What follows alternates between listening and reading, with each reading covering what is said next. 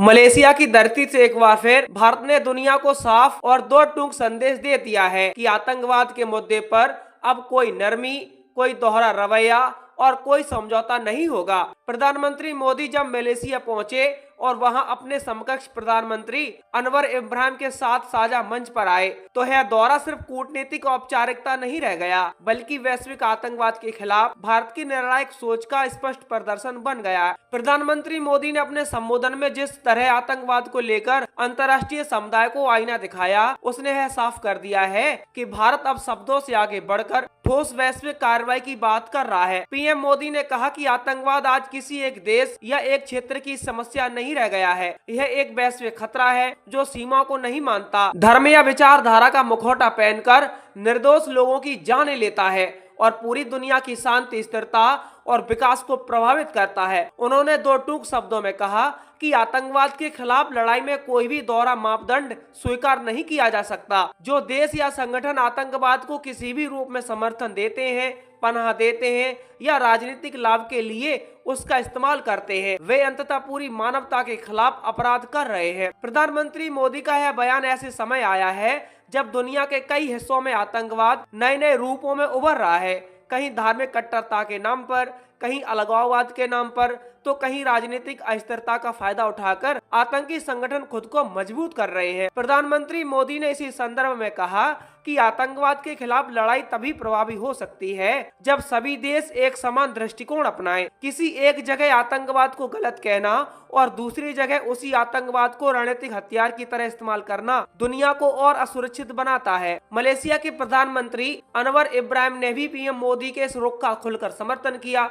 उन्होंने कहा कि मलेशिया आतंकवाद के खिलाफ भारत के साथ खड़ा है और इस लड़ाई में किसी भी तरह के समझौते या दोहरे मानकों का समर्थन नहीं करता। अनवर इब्राहिम ने भी यह स्वीकार किया कि आतंकवाद केवल सुरक्षा का मुद्दा नहीं है, बल्कि यह सामाजिक ताने बाने, आर्थिक विकास और वैश्विक विश्वास को भी नुकसान पहुंचाता है। उन्होंने यह भी कहा कि भारत और मलेशिया जैसे जिम्मेदार देशों की यह जिम्मेदारी है कि वे मिलकर आतंकवाद के खिलाफ मजबूत अंतर्राष्ट्रीय सहयोग को आगे बढ़ाएं। दोनों नेताओं के बीच हुई बातचीत में सिर्फ बयानबाजी नहीं हुई, बल्कि आतंकवाद से निपटने के लिए व्यवहारिक सहयोग पर भी जोर दिया गया। इंटेलिजेंस शेयरिंग, आतंकवादी फंडिंग पर रोक, कट्टरपंथी विचारधाराओं के प्रसार को रोकने और डिजिटल प्लेटफॉर्म के दुरुपयोग जैसे मुद्दों पर विस्तार से चर्चा हुई। पीएम मोदी ने खास तौर पर कहा कि आज आतंकवाद संगठन तकनीक का इस्तेमाल कर रहे हैं, सोशल मीडिया के जरिए युवाओं को गुमराह कर रहे हैं और क्रिप्टो करेंसी जैसे नए तरीकों में फंड जुटा रहे हैं। ऐसे में देशों के बीच तकनीकी और खुफिया सहयोग पहले से कहीं ज्यादा जरूरी हो गया है। प्रधानमंत्री मोदी ने यह भी स्पष्ट किया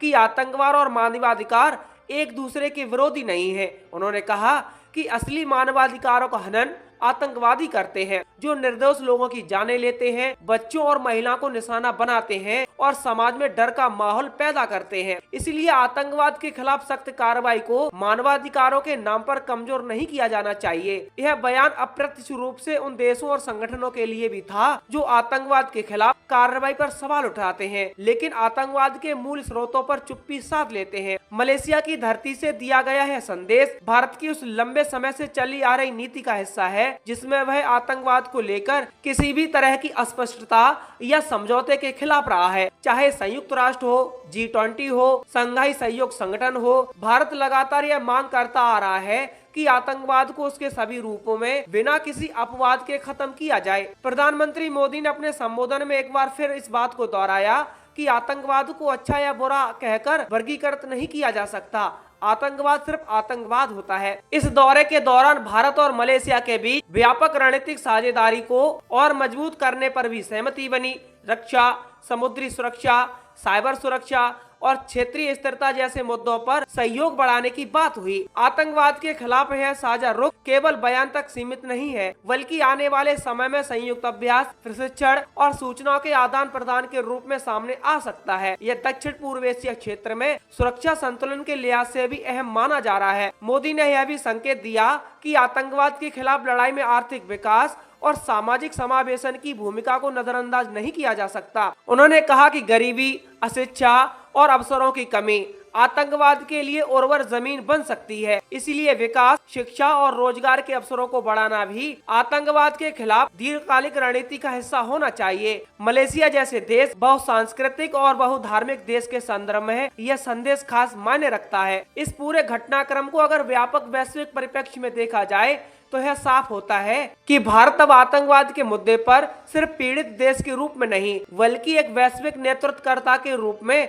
अपनी भूमिका निभाना चाहता है। पीएम मोदी का मलेशिया में दिया गया है बयान उन देशों के लिए भी एक संकेत है जो अभी तक आतंकवाद पर स्पष्ट रूप से बचते रहे हैं, और भारत यह दिखाना चाहता है कि वैश्विक शांति और सुरक्षा के लिए आतंकवाद के खिलाफ एकजुट और सुसंगत नीति अनिवार्य है। अनवर इब्राहिम का समर्थन इस लिहाज से भी महत्वपूर्ण है क्योंकि मलेशिया मुस्लिम बहुल देश है और दक्षिण पूर्व एशिया में उसका प्रभाव माना जाता है। ऐसे में आतंकवाद के खिलाफ भारत के रुख को वहां से समर्थन मिलना इस नैरेटिव को और मजबूत करता है कि आतंकवाद का किसी धर्म से कोई लेना देना नहीं है। यह उन कट्टरपंथी तत्वों के खिलाफ भी एक मजबूत संदेश है जो आतंकवाद को धार्मिक रंग देने की कोशिश करते हैं। मलेशिया दौरे के दौरान हुए समझौतों और साझा बयानों से यह संकेत भी मिलता है कि आने वाले समय में भारत और मलेशिया आतंकवाद के खिलाफ संयुक्त मंचों पर और ज्यादा सक्रिय भूमिका निभा सकते हैं। कुल मिलाकर मलेशिया की धरती से पीएम मोदी का यह बयान सिर्फ एक भाषण नहीं था,